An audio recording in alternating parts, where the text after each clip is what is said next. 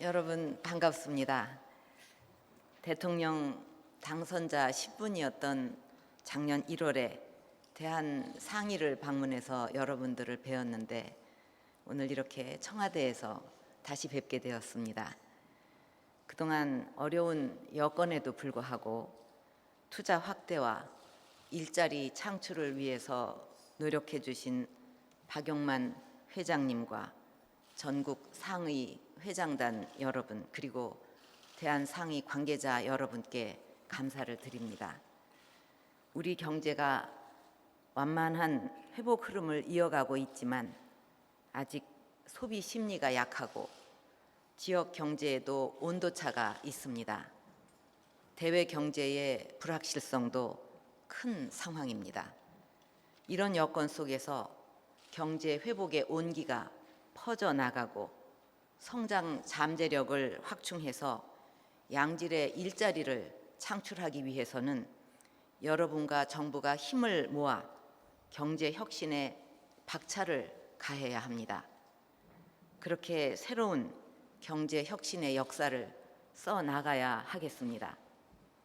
정부는 올해 하반기를 경제 혁신 3개년 계획 추진과 내수 활성화를 통한 체감 경기 개선에 역점을 두고 양질의 일자리 창출에 혼신의 노력을 다할 것입니다. 좋은 일자리 창출을 위해서는 전후방 연관 효과가 큰 제조업과 고용 창출 효과가 큰 서비스업의 동반 발전이 중요할 텐데 특히 우리 산업의 근간인 제조업을 재조명할 필요가 있습니다. 지난 40여 년간 우리 경제의 효자 노릇을 톡톡히 해왔던 제조업이 최근에는 현장 인력이 고령화되고 생산비가 계속 올라가는 한편 생산성은 답보 상태입니다. 반면 선진국들은 글로벌 금융위기 이후 제조업 부흥에 국가적 역량을 집중하고 있습니다. 독일은 제조 공정과 사물 인터넷을 결합한 인더스트리 4.0을 국가 아젠다로 추진하고 있고 미국은 3D 프린팅 등 첨단 과학기술과 셰일가스 경쟁력에 기반한 제조 혁신을 추진하고 있습니다. 중국과 일본도 혁신 기술 개발과 규제 개선 등을 통해서 제조업 혁신과 신산업 창출에 노력하고 있습니다. 이런 상황에서 우리 제조업이 세계 시장을 선도하기 위해서는 말 그대로 혁신이 필요합니다. 혁신이란 뜻이 단어 그대로 해석을 하면 피부를 완전히 새롭게 한다는 것 아니겠습니까? 그만큼 많은 노력과 또 변화 그리고 힘든 작업이지만 그런 일을 통해야만 우리가 또 세계 경쟁력에서 이겨나갈 수가 있다는 뜻일 것입니다. 과거 경공업 중심의 수입 대체형 전략을 제조업 1.0이라고 하고 조립, 장치 산업 위주의 추격형 전략이 제조업 2.0 전략이었다면 이제는 융합형 신제조업을 향한 제조업 혁신 3.0 전략이 필요한 시점입니다. 저는 상공인 여러분께 우리 제조업의 대도약을 위한 제조업 혁신 3.0 전략을 함께 만들어 갈 것을 제안하고자 합니다.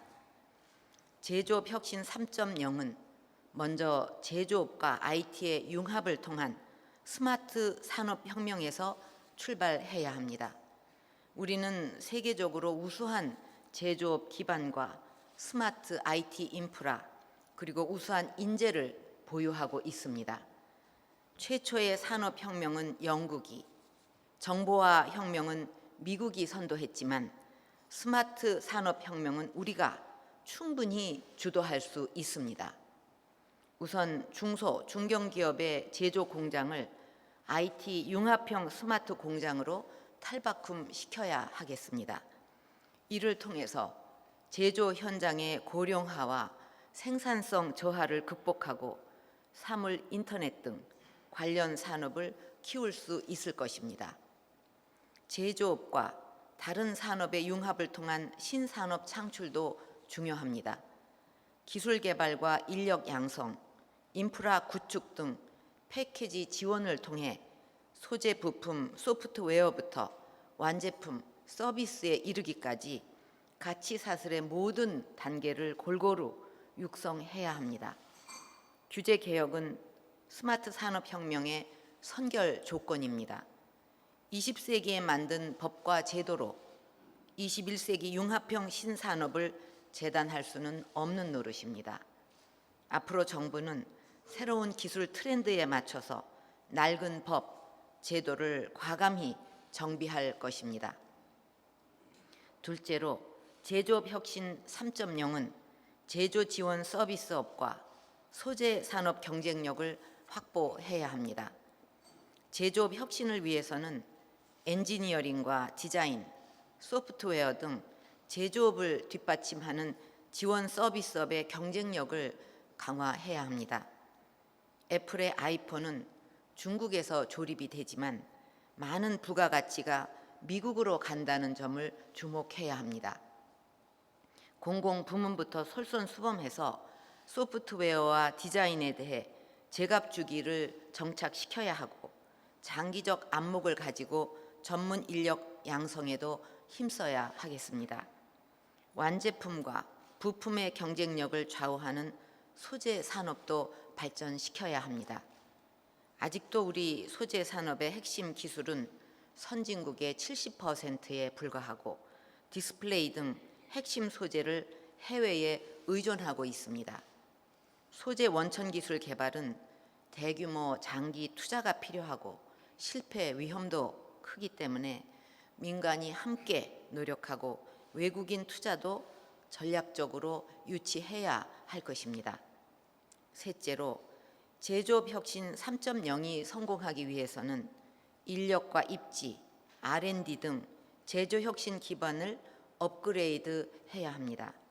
스위스와 같이 산업계가 주도하는 직업 교육 시스템을 도입하고 민관이 협력해서 공과대학을 융합형 인재의 산실로 만들어야 합니다. 산업단지도 바뀌어야 합니다.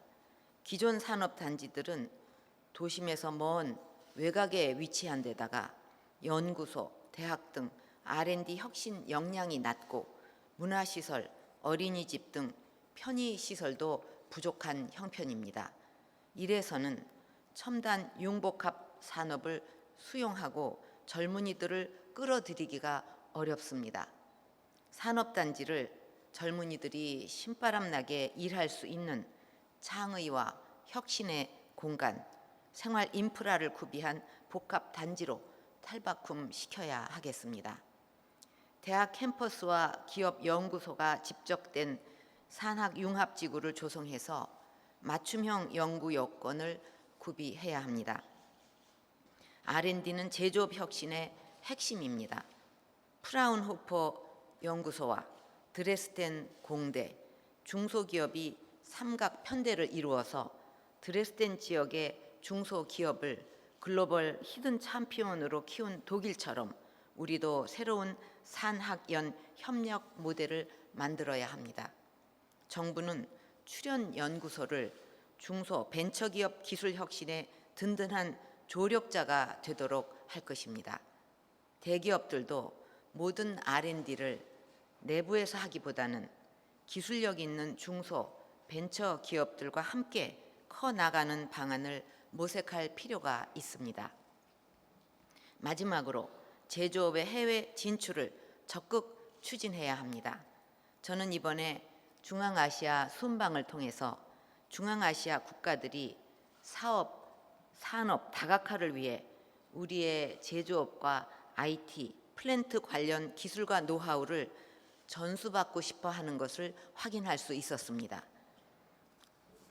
우리 대기업은 물론 중소기업과의 협력에도 적극적이었는데 카자흐스탄 대통령은 중소기업의 기술 이전을 위한 기술협력 펀드 설치를 제안하기도 했습니다. 우리 기업들에게 새로운 기회의 문이 열리고 있는 것입니다.